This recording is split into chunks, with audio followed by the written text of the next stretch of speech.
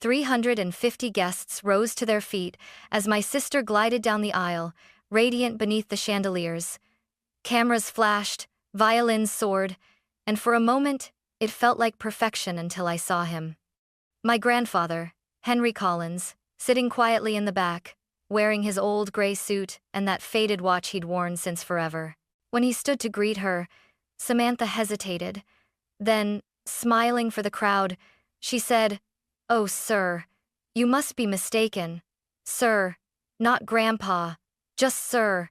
The room laughed. Her new in-laws smirked at the old man in a cheap suit. They didn't know that the man they were mocking built the hotel they were standing in and could buy and sell every diamond in that room. Grandpa didn't argue. He simply sat down, hands folded, eyes calm. But I saw it, the quiet before the storm. And when he finally spoke, every smile disappeared. The morning of my sister's wedding felt like something straight out of a magazine spread. White roses lined the marble stairway of the Collins Vineyard Hotel, chandeliers glittered like captured stars, and a small orchestra tuned under the glass dome. People kept saying it was the wedding of the year. They weren't wrong. Samantha Collins, now soon to be Mrs. Samantha Miller, had spent months turning this day into a fairy tale. Her fiancé, Preston Miller III, came from one of Boston's oldest families. Their name was printed on museum walls and old trust funds. Ours? On construction permits and blueprints. I watched from the edge of the ballroom as photographers surrounded her. Samantha looked perfect. Vera Wang gown, flawless smile, the kind of beauty that made people forget the truth behind it. But I couldn't. Because that dress, that venue, the imported orchids, every bit of it had been paid for by the man sitting quietly near the back. My grandfather, Henry Collins, the founder of Collins Global Properties. The man who once dug ditches to afford my mother's medicine, who built an empire with his bare hands and an iron sense of honor. He didn't look like a billionaire that day. No custom tuxedo, no gold cufflinks, just the same old gray suit he wore to every family milestone. The same one he wore to my high school graduation, with a tear at the pocket that he refused to mend. "Reminds me where I started," he always said. I thought people would recognize him. How could they not? The Collins name was carved into the hotel's marble archway, for God's sake. But when he walked in, people stared like he didn't belong. "Who invited the janitor?" one of Preston's cousins whispered, loud enough for me to hear. I froze. Grandpa heard too, but he didn't even flinch. Just smiled that small, patient smile of his and nodded politely to the guests who turned away. When Samantha finally entered the room, she didn't look at him. Not once. She floated past the tables, surrounded by Preston's family, their pearls and diamonds gleaming like armor. Grandpa rose from his chair, slow but proud. "She's beautiful," he murmured. "Yeah," I whispered back, my throat tight. "She is." And then she looked his way. For a moment, our eyes followed hers, and I swore she was about to smile, to wave, to do something human. But instead, she turned her head, like she hadn't seen him at all. The orchestra played louder. The laughter swelled. But in that second, I felt the first crack form in something I'd thought was unbreakable. That was the moment I realized. This wedding wasn't just about love. It was about erasure. Samantha wasn't just marrying into wealth, she was burying where she came from. And Grandpa? He let her. He sat down, folded his hands, and waited. Not in defeat, but in quiet, deliberate patience. Because Henry Collins never raised his voice to prove his worth. He built entire empires to do it for him. And that day, I could already feel one of those empires starting to move. The ceremony was flawless, at least from a distance. Every note of the orchestra, every flicker of candlelight, every perfectly timed smile was rehearsed to perfection. Samantha and Preston looked like they belonged on the cover of a luxury magazine. But as I stood near the aisle, my stomach twisted with something cold and sour. Grandpa was seated near the back, alone at a table meant for miscellaneous guests. I saw the place card Henry Collins typed in the smallest font, tucked beside a seat reserved for catering staff who rotated trays of champagne. When Samantha and Preston reached the altar, I glanced at Grandpa. His hands trembled slightly as he clapped, that same gentle pride in his eyes. To him, love was sacred. Family was everything. He didn't care about the glitz or the social status, he just wanted to see his granddaughter happy. After the ceremony, guests flooded the reception hall. Crystal chandeliers glowed above us, and laughter filled every corner. It should have been joyous, but it wasn't. When Grandpa approached the couple, the air seemed to shift. The chatter dimmed just enough for me to hear every word. "Samantha," he said softly, his voice shaking a little. "You look exactly like your grandmother on our wedding day." She froze. Preston's arm tightened around her waist, a subtle warning. Cameras flashed. Reporters lingered nearby. "Oh, sir," she said, her voice suddenly light, forced. "You must be mistaken." My breath caught. "Sir?" She turned to her new father-in-law, smiling nervously. "I'm sorry, Mr. Miller. He must have wandered in from one of the staff areas." Preston's father chuckled. "These things happen. He does look out of place." Out of place. I wanted to scream. My fists clenched until my nails dug into my palms, but Grandpa didn't move, didn't defend himself. His expression didn't even change. He simply nodded and said, "Congratulations, young lady. You've grown beautifully." His voice cracked on the last word. Then he turned and walked back toward his table, each step echoing louder in my chest than the orchestra playing Canon in D. Preston's mother leaned toward her husband, whispering just loud enough for me to catch. "Poor man. Maybe security should escort him out quietly before he embarrasses himself." The guests laughed. Laughed. I pushed through the crowd, tears stinging my eyes. When I reached Grandpa, he was already seated again, adjusting his napkin with trembling fingers. "Grandpa," I whispered, "why didn't you say something?" He smiled faintly. "And ruin her moment?" "But she just denied you. In front of everyone." He patted my hand. "I've lived long enough to know that the truth doesn't need defending, Chloe. It only needs time." I swallowed hard. He looked out at the glittering ballroom, at Samantha laughing beside her new family. "She's building a castle on clouds," he murmured. "And clouds always fall." Something about the way he said it made me shiver. That night, as the music swelled and champagne flowed, I realized my grandfather wasn't broken by her rejection. He was waiting. And when Henry Collins waited, the world usually learned why. Growing up, I never saw my grandfather as rich. To me, he was the man who fixed the fence himself instead of calling someone. The man who carried lunch in a metal box even when he could have eaten at the best restaurants. The man who smelled faintly of sawdust and coffee, and who still sent handwritten thank you notes to every worker who stayed late. It wasn't until high school that I realized how big his empire really was. The Collins name wasn't just on our mailbox, it was on half the skyline. Collins Global Properties owned resorts, office towers, even this very Vineyard Hotel where my sister was now pretending he didn't exist. "Your grandpa doesn't talk about money because he remembers what it costs," Mom once told me. Back then, I didn't understand. Now I did. Henry Collins had started with nothing. A widowed father by 30, he worked construction by day and drafted real estate plans by night. He'd once told me, "Every rich man I met started by convincing someone to trust him. I just made sure I was worth trusting." He built everything from scratch, his business, his fortune, his reputation.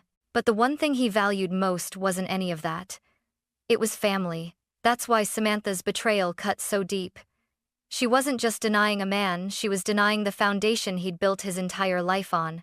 I remembered when she was little how she used to ride on Grandpa's shoulders through the unfinished halls of his first hotel. "One day," she'd said, "I'll have my wedding here." And Grandpa had laughed, his voice echoing off bare concrete walls. "Then I'll make sure it's the prettiest place on earth." He kept that promise. The chandeliers above us, the imported marble under our feet, the garden that looked like a Monet painting, all of it existed because of him. And yet, that night, she acted like he was a stranger who had wandered into someone else's dream. I couldn't stop thinking about the contracts I'd seen in Grandpa's office a few weeks before. He'd asked me to help him sort them: venue bookings, catering deposits, floral agreements, all signed under the Collins Foundation. At the time, I thought it was sweet that he was helping Samantha financially. Now, it felt like a ticking time bomb she didn't even know she'd built herself. As the orchestra played and champagne glasses clinked, Grandpa sat quietly at his table, watching it all unfold. He didn't look angry, just tired. Do you ever get used to people changing? I asked him once. When a business partner had betrayed him years ago, he'd smiled sadly. No. But I've learned something better. They always show you who they are right before they fall. Back then, I thought he was being dramatic. Now, as I watched Samantha laugh with the Millers, her laughter just a little too bright, a little too forced, I realized he'd been right. She had changed. But Grandpa hadn't. And that scared me more than anything. Because when Henry Collins stopped talking, it didn't mean he'd given up. It meant he was planning. Dinner service began like a symphony of perfection. Polished silverware, soft jazz, and laughter that sparkled almost as brightly as the champagne. The Millers had spared no expense flaunting their wealth, but for all their money, they had no class. I watched from my seat as one of the guests, Preston's aunt, a woman with a diamond necklace thick enough to double as a leash, leaned towards Samantha and whispered, "Such a shame about the staff wandering too close to the main tables earlier. Management really should keep them separate." Samantha giggled. She didn't even glance toward the back of the room, where Grandpa sat alone, his chair slightly turned away from the spotlight. Every part of me burned. Then, as if on cue, Preston's father raised his glass. "To new beginnings," he declared, "and to families who understand refinement." The word refinement hung in the air like poison gas. Everyone knew what it meant. Everyone except Grandpa, or maybe he did, and chose to let them choke on their own arrogance. I looked at him. His hands were still, folded neatly on the tablecloth, the same way they were when he negotiated multi-million-dollar deals. His face was calm, but his eyes, they carried that still, dangerous patience I'd seen only once before, when a rival company tried to cheat him out of a contract. He hadn't yelled then either. He'd simply smiled, waited, and by the next morning, that company didn't exist. Preston's mother caught sight of Grandpa again. "That man," she murmured to another guest, "has been staring all evening. Maybe he's one of those old patrons who think they own the place." I nearly laughed. Own the place, if only she knew. I stood up, ready to say something, but Samantha caught my wrist. Her smile was tight, her voice a hiss behind her teeth. "Chloe, sit down. Please, don't make a scene. Are you kidding me? They're talking about Grandpa like he's garbage." Her eyes darted toward the head table. "This is my life now. I can't afford drama." "Drama?" I whispered, furious. "That man built this hotel.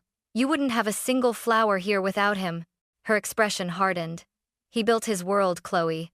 I'm building mine." For a moment, I didn't even recognize her. Grandpa must have noticed our argument because his eyes met mine from across the room. He shook his head slightly, a silent plea. "Don't." So I didn't. I sat down, trembling with a mix of rage and shame. When the waiter came around, Grandpa only asked for water. No wine, no dessert, just a glass of water and a quiet corner. Preston Sr. noticed and smirked.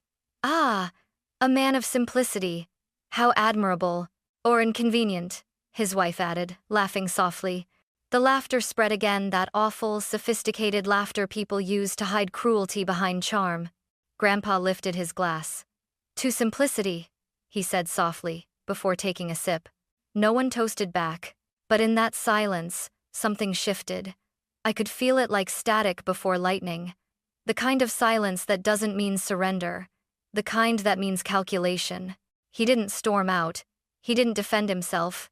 He simply waited, eyes calm, hands steady, as the very people he'd made wealthy mocked the ground they stood on. That night, I finally understood something about my grandfather. He didn't need to fight to win. He just needed everyone else to finish digging their own graves first. By the time dinner plates were cleared, the night had turned heavy, not from food, but from pride. Every conversation hummed with the same arrogance, the same glittering lies wrapped in polite smiles. You could almost hear the money talking louder than the people themselves. Preston's father, ever the showman, took the microphone for his toast. His voice boomed across the ballroom, smooth and practiced. "Tonight," he began, "we celebrate not only love, but legacy. Our family has always stood for excellence, refinement, tradition.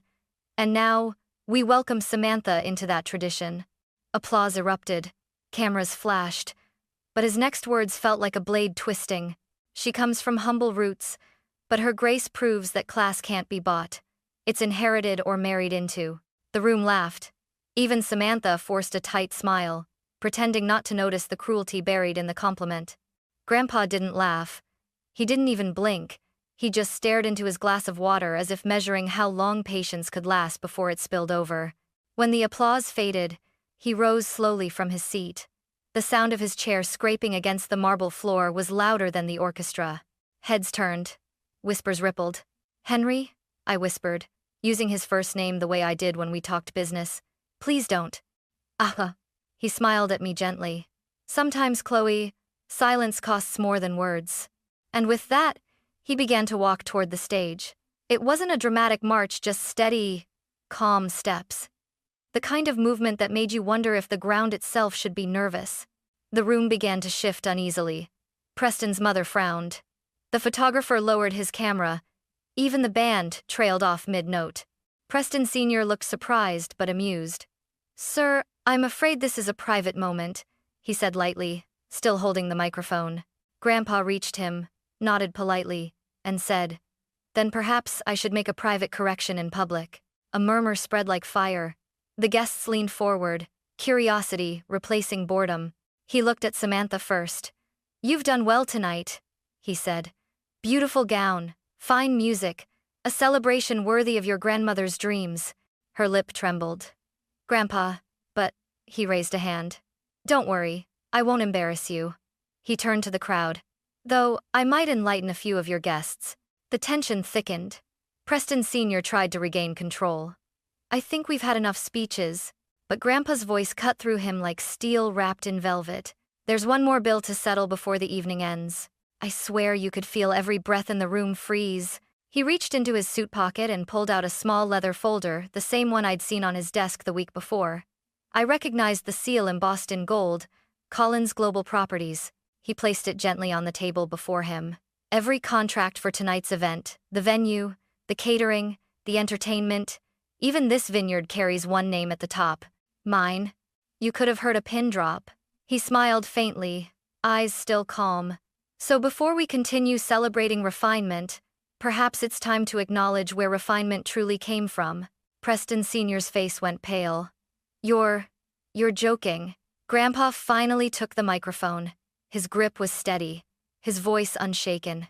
"I don't joke about legacy or gratitude." Then he looked right at Samantha.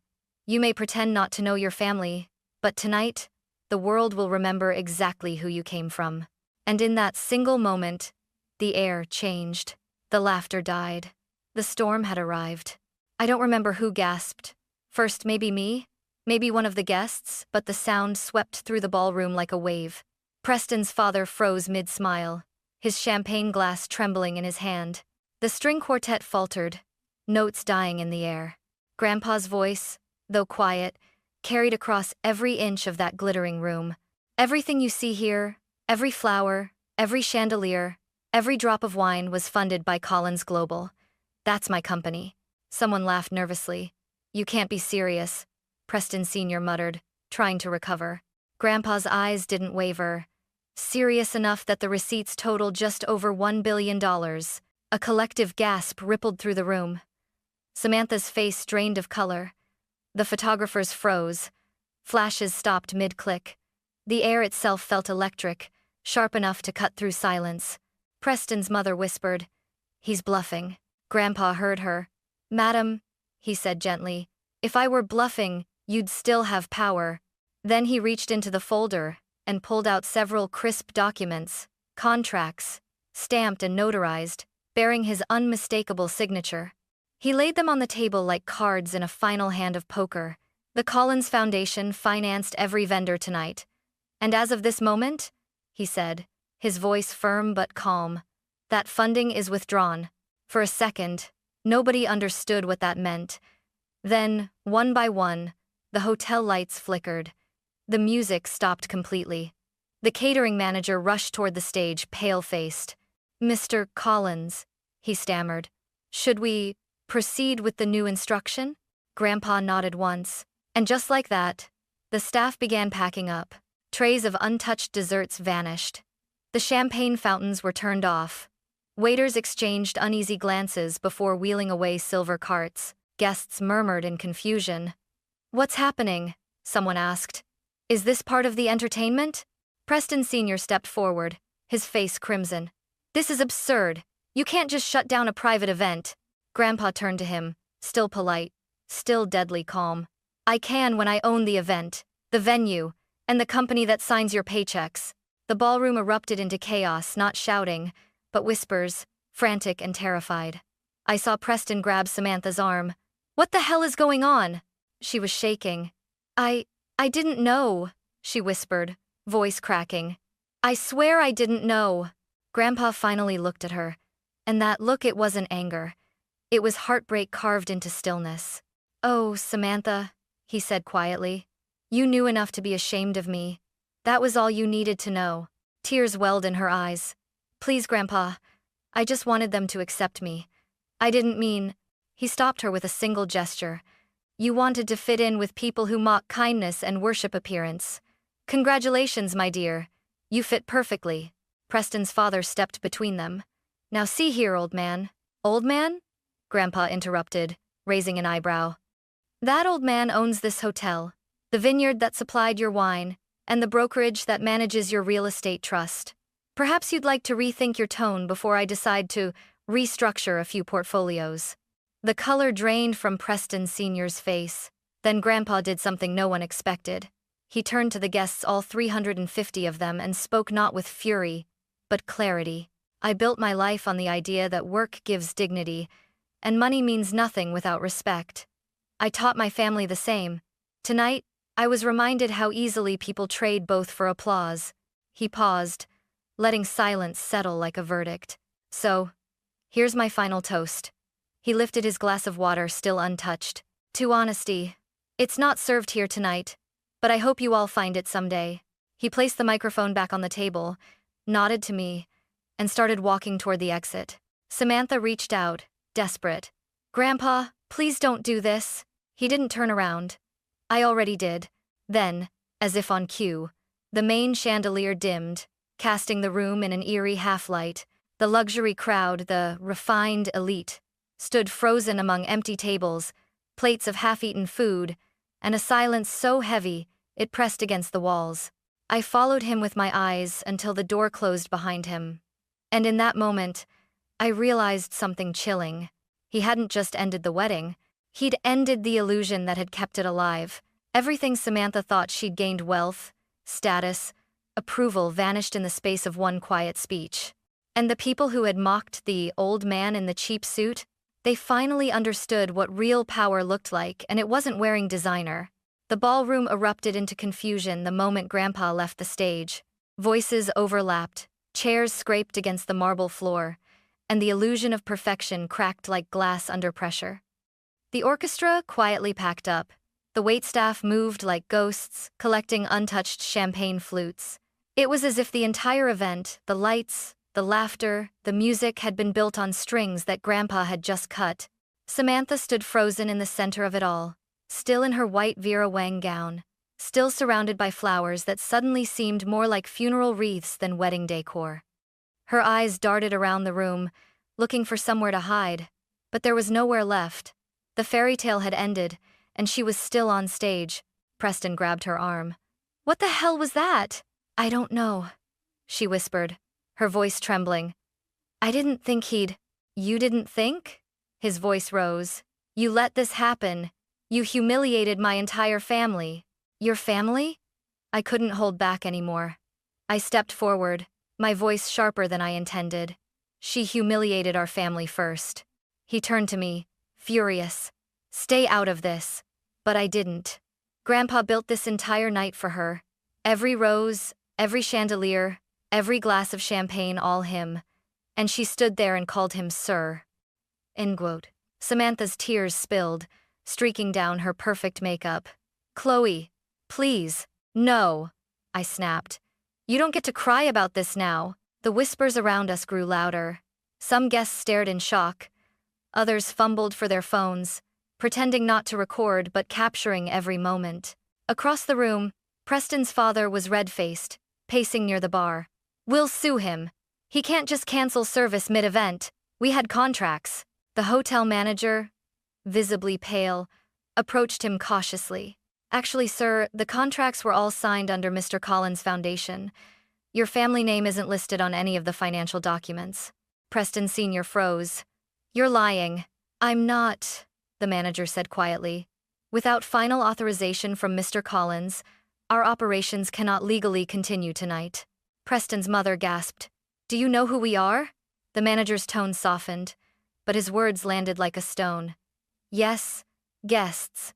The crowd began to thin. Guests whispered apologies to each other, some slipping out before their reputations could be attached to the spectacle. The photographer packed his gear in silence. Samantha collapsed into a chair, sobbing into her hands. Her dress, that immaculate $40,000 gown, pooled around her like a cage. Preston looked down at her, disgust flickering across his face. You told me your grandfather was just some retired contractor.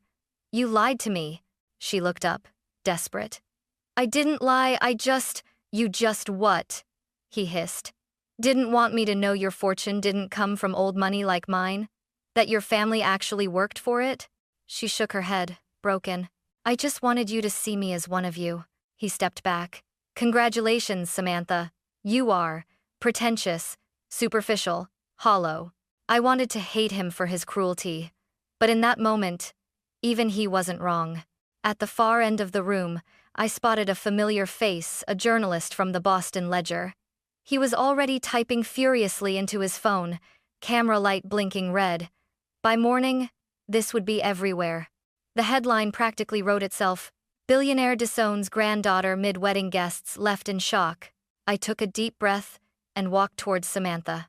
For a moment, I didn't see the glamorous woman in the gown. I saw my sister, the one who used to sneak cookies with me in Grandpa's kitchen, the one who once told me she wanted to make him proud. Sam, I said quietly, kneeling beside her. He didn't do this to destroy you. She looked up, eyes red, mascara streaked. Then why does it feel like he did? Because truth always feels like an attack when you're living a lie. She sobbed harder, burying her face in her hands. Around us, the Millers huddled together, whispering in panic. Their perfect image had shattered, and they were scrambling to pick up shards without bleeding. I looked at Samantha again. He gave you everything, Sam. But respect isn't inherited, it's earned. You wanted to fit in with people who thought his work made him less. But tonight, you learned it made him more. She didn't answer. By the time the ballroom was empty, only a few candles flickered weakly on the tables. The grand chandeliers that once shimmered proudly now reflected nothing but shadows. The Millers left without saying goodbye. Samantha stayed seated, her hands trembling, whispering one word over and over like a prayer she wished someone would answer. Why? I didn't tell her the truth that she already knew why. That this was the price of forgetting where you came from. Because when you trade family for status, you don't just lose people, you lose yourself. A week after the wedding, the headlines hadn't stopped. Every socialite magazine, business column, and gossip site ran the same story with slightly different wording. Billionaire disowns granddaughter after $1B wedding scandal. Old money meets real power. Collins family drama stuns Connecticut. Bride Denise grandpa loses empire overnight. I stopped counting after the 10th article. But the worst part wasn't the coverage, it was how quiet everything became afterward. Samantha vanished from social media. The Millers stopped answering calls. Preston's family resigned from 2 charity boards to avoid public distraction. Their empire, built on reputation, began to crumble under the weight of a single man's truth. Grandpa didn't give a single interview. He refused every request for comment. When I asked him why, he said, "People who crave noise reveal guilt. Silence reveals confidence." But even silence couldn't hide how much it hurt him. I caught him once, sitting on the porch at dawn, a cup of coffee in hand, staring at the vineyard he'd built with his bare hands. His eyes looked older. "She'll come around," I told him quietly. He didn't look at me. "Or she won't. That's the thing about love, Chloe. It's not a contract, it's a choice." 3 weeks later, Samantha finally called me. Her voice was barely a whisper. "Can I see him?" "Come," I said simply. She arrived at Grandpa's estate the next afternoon. No luxury car this time. She came in a borrowed sedan, her hair pulled back, makeup gone, wearing jeans and a wrinkled sweater. It was the first time I'd seen her look real, in years. When she stepped into the study, Grandpa didn't stand or glare. He just looked up from his paperwork and said, "Hello, Samantha." She froze, eyes glistening. "Grandpa, I came to say I'm sorry." He didn't answer right away. The only sound was the faint ticking of the old clock behind him. "Sorry for what?" he asked softly. She swallowed. "For pretending I didn't know you. For being ashamed of you. For forgetting who I was." He nodded once, slowly. "And what have you learned?" "That status means nothing," she said, her voice breaking. "The people I tried to impress disappeared the moment I embarrassed them. But you..." She hesitated, tears streaming freely now. "You didn't even need to say a word, and you destroyed everything they believed in." Grandpa set down his pen. "I didn't destroy it, child. I just removed the foundation they were standing on. If something collapses that easily, it was never strong to begin with." She sank into the chair across from him, trembling. "I don't know how to fix this." "You start," he said gently, "by working for what you took for granted." She blinked. "Work?" He gestured toward a folder on the desk. "Collins Foundation needs project coordinators for our community housing division. Starting pay, $42,000 a year. You'll report to the regional manager, not to me. You'll work 8-hour shifts. You'll be treated like everyone else because you are." Samantha's lips parted in shock. "You want me to earn your dignity back," he interrupted calmly. "And, maybe one day, my trust." For a long time, she said nothing. Then she nodded. "I'll do it." When she left the room, I followed her to the door. Her hands were shaking. "You okay?" I asked. She let out a shaky laugh. "No, but maybe that's the point." 6 months passed. Samantha didn't return to New York. She stayed in Connecticut, working quietly in the foundation's local office. She started wearing simple clothes, took the train instead of a car, packed her own lunch. People who'd known her before barely recognized her. One afternoon, I dropped by her office to surprise her. She was sitting at her desk, surrounded by files and blueprints, explaining to a small team how to budget for affordable housing repairs. Her tone was calm, confident, kind. When she looked up and saw me, she smiled a small, real smile. "Hey, Chloe, you want to see something cool?" She led me outside to a nearby construction site, a modest community project sponsored by the foundation. Workers were laughing, building, painting, and there she was, right in the middle of it, helping an older woman lift a box of supplies. Watching her, I realized something. This wasn't humiliation. It was rebirth. That night, when Grandpa asked me how Samantha was doing, I didn't give him a long report. I just said, "She's earning it." He smiled faintly, eyes soft. "Good.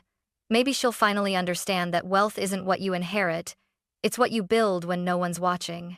Months later, during the foundation's annual dinner, Grandpa stood on stage again.